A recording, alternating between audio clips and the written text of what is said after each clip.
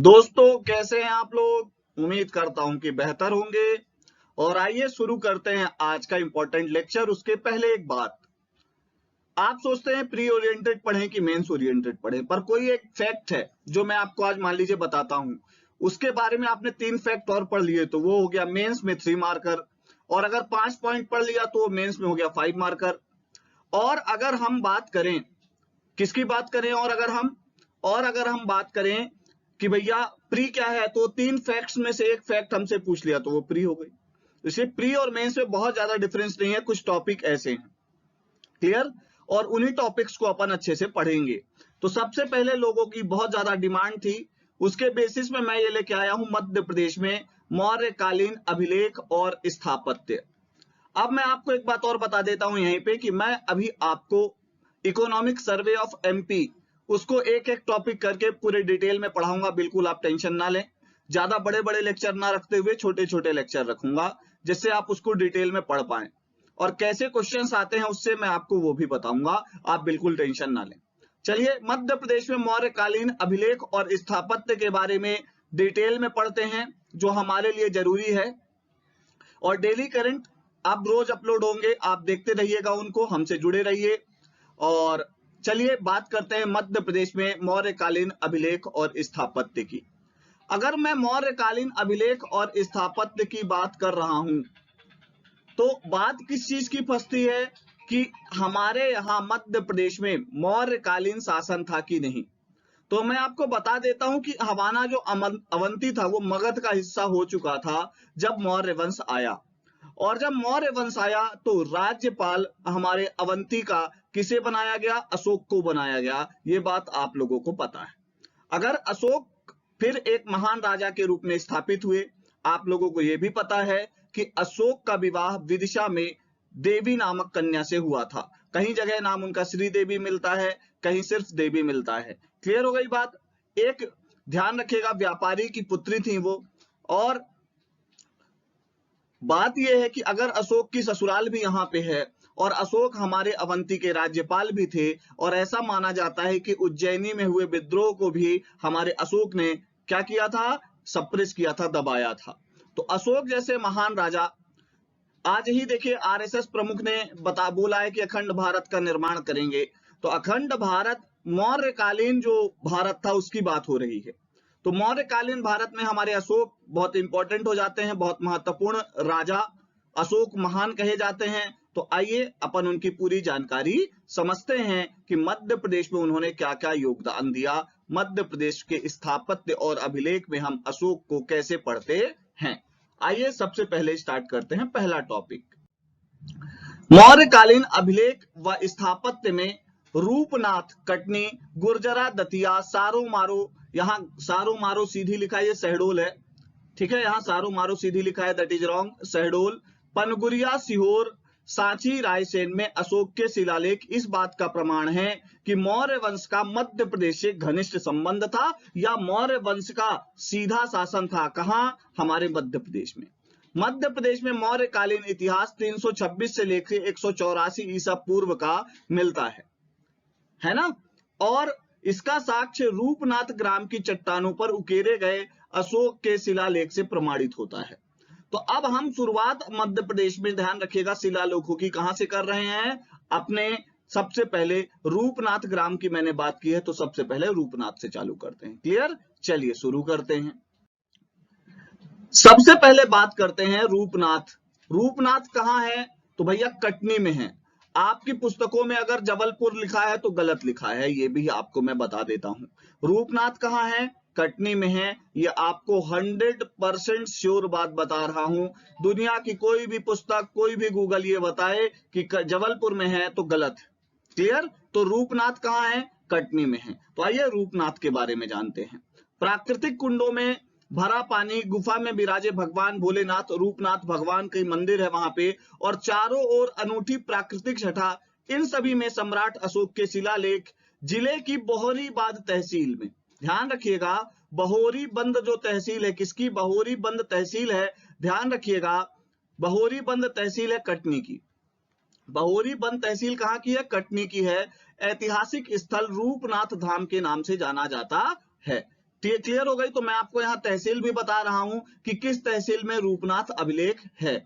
ठीक है, तो बहोरी बंद तहसील में रूपनाथ अभिलेख है। ये क्लियर हो गई बात। कहां पे? कटनी जिले पे। अगली बात करते हैं। पत्थरों, पहाड़ी के पत्थरों के ऊपर बने 3 कुंड है, विशाल पत्थरों के बीच बनी गुफा और सम्राट अशोक के शिलालेख, तीनों को लेकर अलग अलग चर्चाएं हैं। कहा जाता है 232 ईसा पूर्व में शक्तिशाली भारतीय मौर्य राजवंश के सम्राट अशोक ने, ध्यान रखिएगा, जिले से छोटे नगर बहोरी बंद के समीप रूपनाथ में रुके थे और वहीं पे रूपनाथ अभिलेख का क्या हुआ? निर्माण हुआ। अगली बात करते हैं। ये वहां की फोटो है रूपनाथ की, ये भगवान का मंदिर है ना, और ये सामने कुंड है, ये नीचे आपको दिख रहा है, ये कुंड है। क्लियर? चलिए अगली बात करते हैं। रूपनाथ धाम में पंचलिंग शिव प्रतिमा है, जिसे रूपनाथ के नाम से जाना जाता है। और अगली बात क्या है? कैमोर पहाड़ी के एक सिरे में स्थित है। तो आपसे पूछा जा सकता है कि रूपनाथ अभिलेख किस पहाड़ी में स्थित है? तो कैमोर पहाड़ी के एक हिस्से में है, और कैमोर पहाड़ी विंध्याचल पर्वत श्रृंखला का हिस्सा है, यह भी आपको पता होगा। और कटनी कैमोर में ही एसीसी सीमेंट का एक बहुत बड़ा प्लांट है, यह भी आपको पता होगा। तो कैमोर पहाड़ी के एक सिरे में स्थित है, यह भी आपको पता होना चाहिए। अगली बात करते हैं। रूपनाथ पहाड़ी में 3 कुंड हैं, एक है सीता कुंड, फिर मध्य में है लक्ष्मण कुंड, और सबसे ऊपर है राम का कुंड। रघुनाथ धाम के पुजारियों के अनुसार, ध्यान रखिएगा, जागेश्वर धाम बांदकपुर के लिए भगवान भोलेनाथ यहीं से गए थे, और प्रकृति की गोद में बसे रूपनाथ में कई जिलों से लगे लोग क्या करते हैं? पहुंचते हैं दर्शन के लिए। तो ये हो गई पूरी रूपनाथ की कहानी। अब आइए अगली बात करते हैं। अगली बात है गुर्जरा अभिलेख दतिया की। अब गुर्जरा अभिलेख आप लोगों ने बहुत ज्यादा पढ़ा होगा, दतिया। आइए पूरी डिटेल में बात करते हैं। उसके पहले एक बात, मेरी टेस्ट सीरीज है एमपीपीएससी को 2021 को टारगेट करते हुए स्पर्धा नाम की, मेरे ऐप को डाउनलोड करिए, आप हमारी टेस्ट सीरीज से जुड़िए, बहुत इंपॉर्टेंट बात हो जाएगी। अगली बात करते हैं तो करंट अफेयर को टारगेट करते हुए करंट अफेयर प्लस स्पोर्ट्स की क्लासेस है मेरे ही ऐप पर, ईरा इंस्टीट्यूट के ऐप पर, आप उसे डाउनलोड करिए और वहां पे हमारी क्लास से जुड़िए, आपको जरूर लाभ होगा। और इस वीडियो की आपको पीडीएफ चाहिए तो आपको मेरा ऐप डाउनलोड करना पड़ेगा, वहां फ्री में मिल जाएगी। टेस्ट सीरीज और क्लासेस के नॉमिनल चार्जेस हैं, बहुत कम में मैं आप लोगों को बेस्ट देने की कोशिश कर रहा हूं। चलिए शुरू करते हैं। अगली बात, मध्य प्रदेश जिले के दतिया, मध्य प्रदेश का जिला दतिया गांव गुर्जरा नामक स्थान में 1924 में सम्राट अशोक का एक शिलालेख प्राप्त हुआ था। क्लियर हो गई बात। अगली बात क्या है? सम्राट अशोक के अब तक प्राप्त शिलालेखों में एक धर्म लिपियों में केवल मास्की अभिलेख में ही अशोक का नाम देवा नाम प्रिय की उपाधि के साथ मिला है। अब ये मैं जो बोल रहा हूं इसको ध्यान से समझिएगा। देखिए ये मेंस राइटिंग के लिए भी इंपॉर्टेंट है, इसलिए ध्यान दीजिएगा। गुर्जरा कहां है? दतिया में।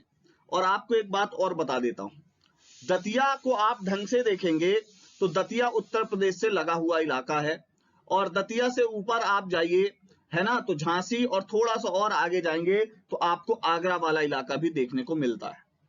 अब बात क्या है, गुर्जरा अभिलेख की खासियत क्या है कि अगर या तो अशोक का नाम क्या मिलेगा? देवा नाम प्रिय मिलेगा किसी अभिलेख में लिखा हुआ, या तो अशोक, दोनों नाम एक साथ नहीं मिलते। और हमारा या तो दोनों नाम एक साथ कहां मिलते हैं? मास्की अभिलेख में मिलते हैं, एकमात्र। अगर हम बात करें मास्की अभिलेख के अलावा अशोक और देवा नाम प्रिय एक ही जगह अगर कहीं मिलते हैं तो वो है गुर्जरा दतिया में। बात समझ गए? या तो कहा है, बाकी अभिलेखों में क्या है? या तो अशोक या तो देवा नाम प्रिय, दो में से एक ही मिलता है, दो में से एक ही मिलता है। पर बात क्या हो रही है यहां पे? फिर से मैं कह रहा हूं, आप समझिएगा, अशोक का नाम, देवा नाम प्रिय और अशोक दोनों, मैं फिर से बोल रहा हूं, दोनों एक ही शिलालेख में अगर कोई मिलता है तो वो है गुर्जरा। क्लियर हो गई बात। अगली बात करते हैं। अशोक का अभिलेख इसलिए महत्वपूर्ण है क्योंकि अशोक ने अपने नाम का प्रयोग किस रूप में किया है? ये पूछा जा सकता है आपसे। अशोक राजा के नाम पे किया है, बहुत इंपॉर्टेंट बात है। कौन से नाम पे? अशोक राजा के नाम पे किया है। अन्य अभिलेखों में अशोक ने अपने नाम के स्थान पे देवा नाम प्रिय का विरुद्ध या उपनाम प्रयोग किया है। यहां देवा नाम प्रियदर्शी भी है और अशोक राजा भी है, दोनों का प्रयोग किया है, ध्यान रखिएगा, किसी एक का नहीं, दोनों का प्रयोग किया है गुर्जरा अभिलेख में। ये इंपॉर्टेंट बात हो जाती है। क्लियर? अगली बात करते हैं। मध्य प्रदेश के दतिया जिले में गुर्जरा में अशोक के लघु शिलालेख है और अशोक का नाम इसमें देवानाम प्रियदर्शी के रूप में उल्लेख है, यही मैं आपको ऊपर बता रहा था। आइए अगली बात करते हैं। यह है गुर्जरा, अशोक का गुर्जरा शिलालेख, ये आपको फोटो दिख रही है। इस स्थल की खोज झांसी वन विभाग के ठेकेदार लालचंद शर्मा ने की थी, ये इंपॉर्टेंट बात है। गुर्जरा अभिलेख की खोज किसने की? तो भैया ध्यान रखिएगा, लालचंद शर्मा जी ने की थी, ये इंपॉर्टेंट बात है, शायद आपको पुस्तकों में ये नहीं मिलेगा, है ना। तो चलिए लालचंद शर्मा जी का नाम याद रखिएगा। मैं आपको बहुत सारे अननोन फैक्ट्स बताता रहता हूं, तो आप इसे अपने दोस्तों से शेयर करते रहेंगे तब तो मतलब निकलेगा ना। चलिए अगली बात करते हैं। जिस पहाड़ी पर यह शिलालेख है उसे स्थानीय भाषा में क्या कहते हैं? सिद्धों की टोरिया। ध्यान रखिएगा, स्थानीय भाषा में क्या कहते हैं, यहां थोड़ा मैं मिटा के फिर बताता हूं। चलिए अब अपन बात करते हैं कि स्थानीय भाषा में क्या कहते हैं। तो स्थानीय भाषा में कहते हैं सिद्धों की टोरिया, जिसका अर्थ है सिद्ध और अच्छे व्यक्ति का निवास स्थान। तो सिद्धों की टोरिया पूछ लिया जाए कहां स्थित है, तो दतिया में स्थित है। सिद्धों की टोरिया के उपनाम से किसे जाना जाता है? तो गुर्जरा अभिलेख को जाना जाता है। या गुर्जरा अभिलेख को किस दूसरे नाम से जाना जाता है? तो सिद्धों की टोरिया। क्लियर हो गई बात। चलिए अगली बात करते हैं। अशोक का यह अभिलेख इसलिए महत्वपूर्ण है क्योंकि अशोक ने अपने नाम का प्रयोग अशोक राजा के नाम पे किया है। अभी आपको मैंने पीछे ये बात बताई। अगली बात करें। अब आइए अपन अगली बात करते हैं सारो मारो, है ना। और सारो मारो की अगर हम बात करते हैं तो क्यों इंपॉर्टेंट हो जाता है हमारे लिए, इस पे ध्यान दीजिएगा। सारो मारो कहां है? शहडोल में है। अभी मैं ध्यान से बताऊंगा, सारो मारो शहडोल में है। आप पूरे वीडियो देखेंगे तो बहुत सारे फैक्ट मिलेंगे आपको। सारो मारो लघु स्तंभ लेख है। क्या है? सारो मारो एक लघु स्तंभ लेख है, ये भी आपको पता होना चाहिए। क्या है ये? एक लघु स्तंभ लेख। कौन सा है? सारो मारो। और ये कहां पे है? ध्यान रखिएगा, शहडोल जिले में है। मध्य प्रदेश के शहडोल जिलों में सारो मारो है और इसकी फोटो मैंने यहाँ पे लाने की कोशिश की है। क्लियर हो गई बात। तो ये सारो मारो। क्लियर, इतनी ही जानकारी हमको मिलती है। अगली बात करते हैं। पान गुड़ारिया और सारू मारू। अब यहाँ पे ध्यान दीजिएगा, अभी ऊपर मैंने आपको बताया सारो मारो वो शहडोल में है और सारू मारू ये कहां है? ऊ की मात्रा जिसमें लगती है ये सीहोर में है। तो सारू मारू केव्स हैं, गुफाएं हैं, और पनगुड़िया क्या है? अभिलेख है। और दोनों एक ही जगह में है और ये कहां पे है? सीहोर में। बोलिए बात समझ में आ गई। तो सारो मारो और सारू मारू में अंतर आपको पता होना चाहिए, इसलिए मैंने इसको यहां पर लिखा। क्लियर। चलिए अगली बात करते हैं। सारू मारू एक प्राचीन मठ परिसर और बौद्ध गुफाओं का पुरातात्विक स्थल है। मैंने अभी आपको बताया बौद्ध गुफाओं का पुरातात्विक स्थल है। यह स्थल सीहोर के बुधनी तहसील में है, आपसे पूछा जा सकता है, और इसको पान गुड़ारिया नामक स्थान में स्थित है। स्थल सांची से लगभग 120 किलोमीटर दूर है। सांची की बात क्यों करेंगे, अभी आगे अपन देखेंगे। इस स्थल में कई स्तूपों के साथ साथ बौद्ध भिक्षुओं के प्राकृतिक गुफाएं भी मिली हैं हमें। बौद्ध भिक्षुओं की जो प्राकृतिक गुफा है उसे हम सारू मारू के नाम से जानते हैं। और पान गुड़ारिया क्या है? अभिलेख है किसका? अशोक का। गुफाओं में कई बौद्ध भित्तिचित्र, स्वास्तिक, त्रिरत्न कलश पाए गए हैं। मुख्य गुफा में अशोक के 2 शिलालेख पाए गए हैं जो अशोक के संपादकों में से एक हैं, और एक शिलालेख में अशोक के पुत्र महेंद्र कुमार की यात्रा का उल्लेख है। अब महेंद्र वही हैं जो, ध्यान रखिएगा, संघमित्रा और महेंद्र 2 संतानें हुई अशोक की श्रीदेवी से। श्रीदेवी और अशोक की 2 संतानें हुई, संघमित्रा और महेंद्र। और ये संघमित्रा वही हैं जो बौद्ध धर्म का प्रचार करने के लिए अशोक के शासनकाल में श्रीलंका को गई थी। तो महेंद्र की, ध्यान रखिएगा, महेंद्र कुमार की यात्रा का उल्लेख किस शिलालेख में मिलता है, यह भी आपसे पूछा जा सकता है। तो महेंद्र कुमार की यात्रा का उल्लेख, ध्यान रखिएगा, पान गुड़ारिया के अभिलेख में मिलता है या पान गुड़ारिया के शिलालेख में मिलता है। कहां पे मिलता है? सीहोर में, बुधनी में। और यहीं पे सारू मारू केव्स हैं, यह भी आपको पता होना चाहिए। बोलो बात ठीक है। चलिए आगे बढ़ते हैं। पान गुड़ारिया और सारू मारू। अन्य शिलालेखों के अनुसार सम्राट अशोक तब जब विदिशा में निवास करते थे उस समय इनके द्वारा इस स्थल का क्या किया गया? भ्रमण किया गया। और ये फोटो मैं आपको कुछ कुछ दिखा रहा हूं। यह भी विंध्यन पर्वत श्रृंखला में स्थित है। दूसरी बात यह भी आपको पता होनी चाहिए। पान गुड़ारिया से, ध्यान रखिएगा, प्रदक्षिणा युक्त स्तूप मिले हैं, यहीं से मौर्यकालीन अभिलेख भी प्राप्त हुए हैं, यह आपको पता होना चाहिए। प्रदक्षिणा युक्त स्तूप कहां से मिले हैं? पानगुरिया या पानगुड़ारिया, ये कहां पे है भैया? सीहोर में है, आपको पता होना चाहिए। बोलो बात ठीक है। चलिए अगली बात करते हैं। सांची का महास्तूप, बहुत इंपॉर्टेंट बात है। सांची आप भी जानते हैं, हम भी जानते हैं। आपसे पूछा जाए सांची किस नदी के किनारे है, पहला प्रश्न तो ये, तो सांची बेतवा नदी के किनारे है। दूसरा प्रश्न ये है, ध्यान रखिएगा, दूसरा प्रश्न ये है कहां है? बेतवा नदी के किनारे। दूसरा प्रश्न यह है कि सांची किस जिले में है, तो रायसेन जिले में है। यह भी आपको पता होना चाहिए। कोई कहे कि सांची जो है अशोक का अभिलेख है इसलिए विदिशा में है, तो बिल्कुल गलत आप समझिएगा। और इस स्तूप का, इस महास्तूप का निर्माण किसने कराया? सांची महास्तूप का निर्माण तो आपको पता है महान राजा अशोक ने करवाया। बोलिए बात ठीक है। अगर आपको मेरी बातें ठीक लगे तो मेरा ऐप डाउनलोड करिए, मेरी टेस्ट सीरीज से जुड़िए, मेरी करंट अफेयर की क्लासेस से जुड़िए। आपको 1 साल का करंट, पूरा स्पोर्ट्स और एमपी करंट दोनों मिलेंगे। आपको पीडीएफ भी मिलेगा किसका, जो मैं करंट पढ़ाऊंगा उसकी, और वीडियो लेक्चर भी मिलेंगे। क्लियर हो गई बात? और अभी आप टेलीग्राम हमारे चैनल से जुड़ सकते हैं। टेलीग्राम में इरा इंस्टीट्यूट का चैनल है, लिंक दे रखी है। अगर इस लिंक से ना जुड़ पाए तो आप इरा इंस्टीट्यूट सर्च करेंगे और हमारा लोगो देखेंगे और आप हमसे जुड़ सकते हैं टेलीग्राम में। इंस्टाग्राम में भी हमको फॉलो करें, और आप जितना हमसे जुड़ते जाएंगे आपका भी नॉलेज और हमारे काम करने की इंटेंसिटी दोनों बढ़ती जाएंगी। क्लियर? चलिए अगली बात करते हैं। सम्राट अशोक ने 3री शताब्दी में सांची के बौद्ध स्तूप का निर्माण कराया, जो मूल रूप से ईंटों का बना हुआ है। इसमें किसकी है? महास्थविर, महामोदग्लायन एवं सारीपुत्र की अस्थियां रखी हुई हैं। एमपीपीएससी पूछ सकता है कि भैया किसकी अस्थियां रखी हैं, तो ध्यान रखिएगा महामोदग्लायन और सारीपुत्र की अस्थियां प्राप्त हुई हैं। कहां से? सांची से। बोलिए बात ठीक है। अगली बात करते हैं। 1818 में जनरल टेलर ने सांची के स्तूप की खोज की थी। तो आपसे पूछा जा सकता है सांची स्तूप इज इन्वेंटेड बाय, तो ध्यान रखिएगा जनरल टेलर। क्लियर हो गई बात? और 1818 में जनरल टेलर ने सांची के स्तूप की खोज की थी, ये आपको पता होना चाहिए।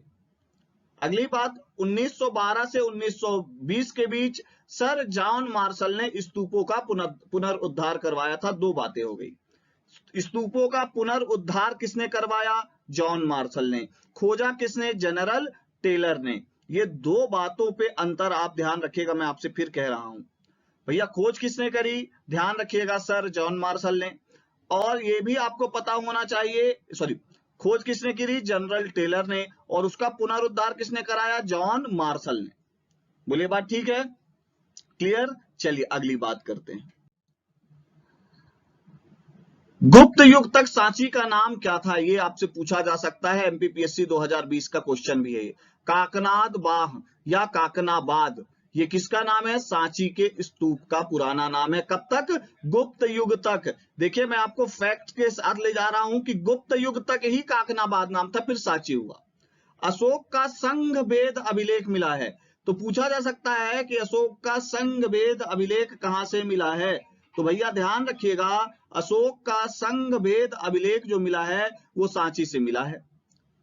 संघवेद को रोकने के लिए राजाज्ञा प्रचलित की थी। ध्यान रखिएगा विदिशा, सुनारी, सतधारा, भोजपुर, अघोर में अशोक ने स्तूपों का निर्माण कराया।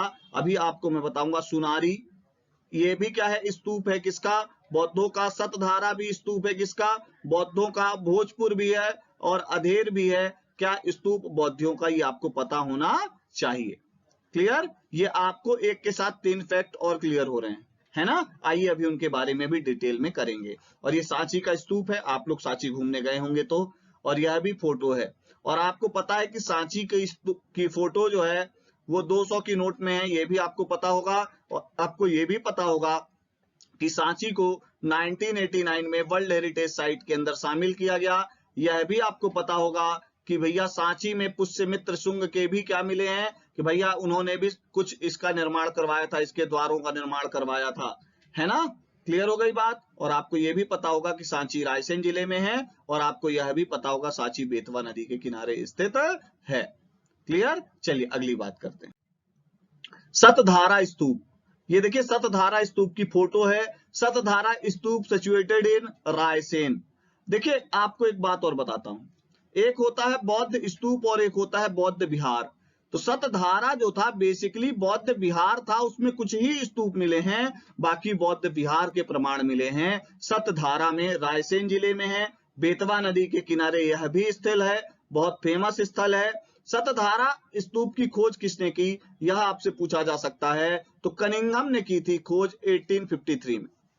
कहां को, सतधारा को खोजा था कनिंघम ने। अगली बात करते हैं, यहां 40 स्तूप और 17 विहार प्राप्त हुए हैं। जरा मुझे कमेंट बॉक्स में स्तूप और विहार में अंतर बताएंगे क्या, इतनी मेहनत कर पाएंगे, कर लीजिएगा।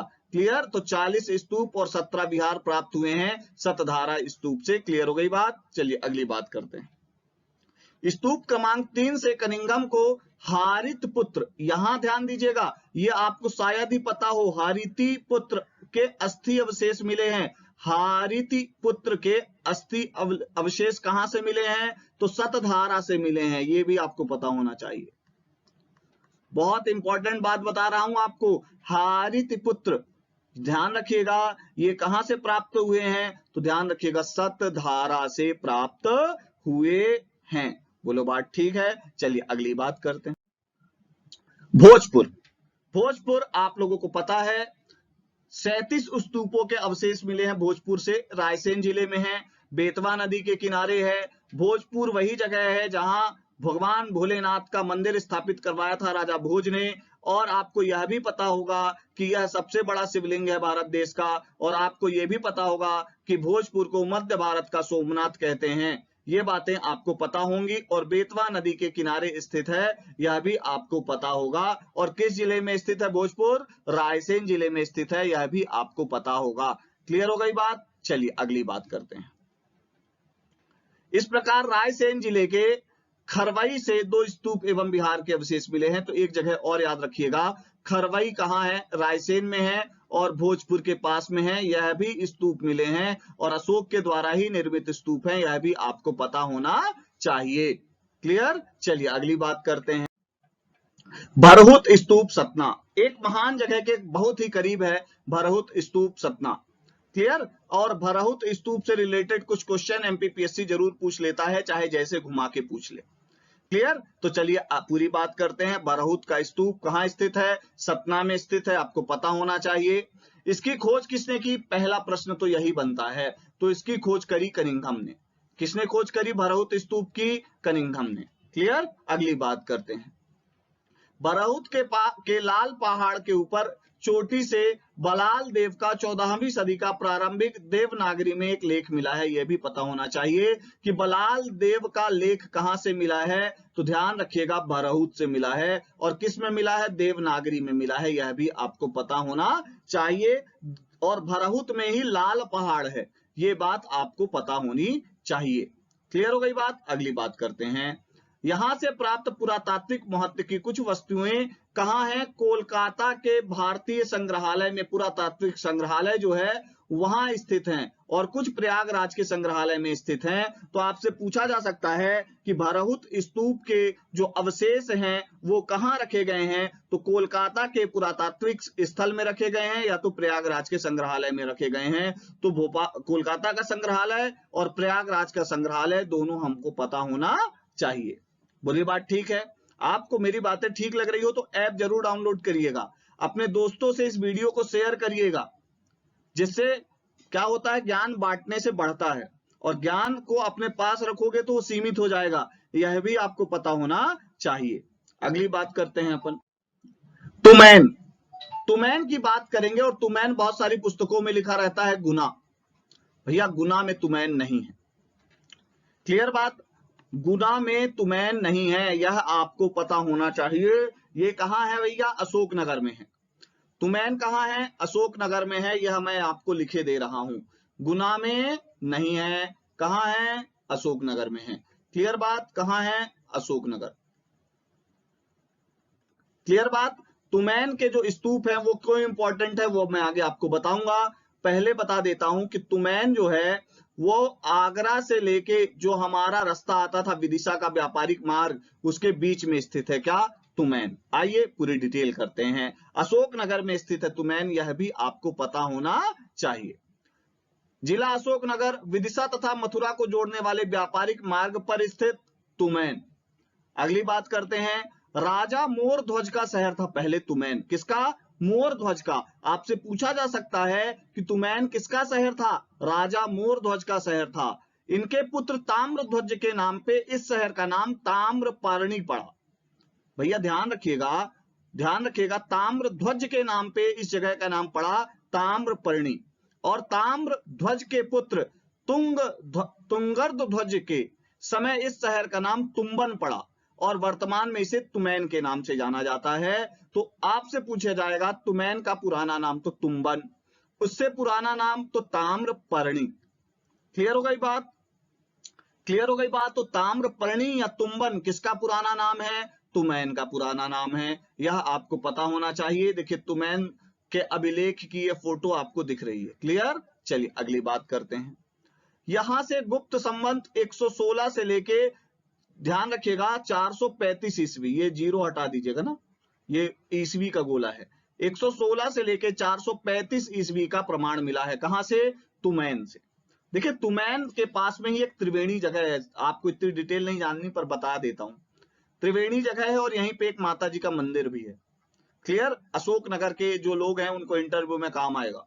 क्लियर? तो यहां से गुप्त संवत 116 से लेके 435 तक के अवशेष प्राप्त हुए हैं। कहां से? तुमैन से। क्लियर हो गई? यहां कुमार गुप्त के समय का अभिलेख मिलता है और कुमार गुप्त को शरदकालीन सूर्य के समान बताया गया है। कहां? तुमैन में। शरदकालीन सूर्य का मतलब है ठंड में जब आप सूरज दादा के सामने बैठते हो तो आपको सूरज दादा की रोशनी बहुत अच्छी लगती है। ठीक उसी प्रकार की रोशनी बताई गई है। किसकी भैया? कुमार गुप्त की। कहां बताई गई है? यह भी आपको पता होना चाहिए। तुमैन के अंदर बताई गई है। क्लियर? बहुत इंपॉर्टेंट बात है, आपको पता होना चाहिए। चलिए अगली बात करते हैं। इनमें कुमार गुप्त को आरंभ में इसमें कुमार गुप्त को आरंभ में सूर्य कहा गया है। तो ध्यान रखिएगा कैसा सूर्य कहा गया है, नोट कर लीजिएगा, शरदकालीन सूर्य कहा गया है। चलिए अगली बात करते हैं। अगली बात है कसरावद के स्तूप। कसरावद कहाँ है? आप लोगों को पता है, खरगोन में। कसरावद कस्बे से 3 मील दक्षिण में इतरी बरडी टीले में, ध्यान रखिएगा बहुत इंपॉर्टेंट है, इतबरडी नामक स्थल पर टीले में उत्खनन किया गया और 1936 से लेकर 39 के बीच मौर्यकालीन 11 स्तूप प्राप्त हुए हैं। तो इतबरडी ध्यान रखिएगा स्तूप स्थल है, कसरावद स्तूप स्थल है, दोनों कहां हैं? खरगोन में है। आपको पता होना चाहिए, बहुत सारे बच्चों को यह जानकारी नहीं होती है। क्लियर? चलिए अगली बात करते हैं। महेश्वर और नावदा टोली। क्लियर हो गई बात? आपको पता होना चाहिए महेश्वर एवं नावदा टोली पुरातात्विक स्थल नर्मदा नदी के उत्तर एवं दक्षिणी तटों में खरगोन जिले में स्थित हैं और यह भी स्तूप है। यह भी आपको पता होना चाहिए। अशोक के समय के हैं, मौर्यकालीन स्तूप हैं, यह भी आपको पता होना चाहिए। आपको अगर मेरे लेक्चर्स पसंद आ रहे हो तो लाइक करें, सब्सक्राइब करें, शेयर करें और ऐप को जरूर डाउनलोड करें और हमारी टेस्ट सीरीज स्पर्धा से जुड़ें, हमारे संदर्भ करंट अफेयर और स्पोर्ट्स की क्लासेस से जुड़ें, आपको लाभ होगा। बहुत इंपॉर्टेंट बात मैंने आपको बताई है। आपको यह बात ध्यान रखनी है कि ऐसे फैक्ट्स एक जगह कंपाइल करने में बहुत समय लगता है, आपको बहुत सारे लोग गलत जानकारी भी देते हैं, उन सब चीजों से आप बचे, इसलिए मैं आपके सामने लेक्चर लेके आता हूं। चलिए आपको मिलूंगा मैं नेक्स्ट लेक्चर में। Thank you.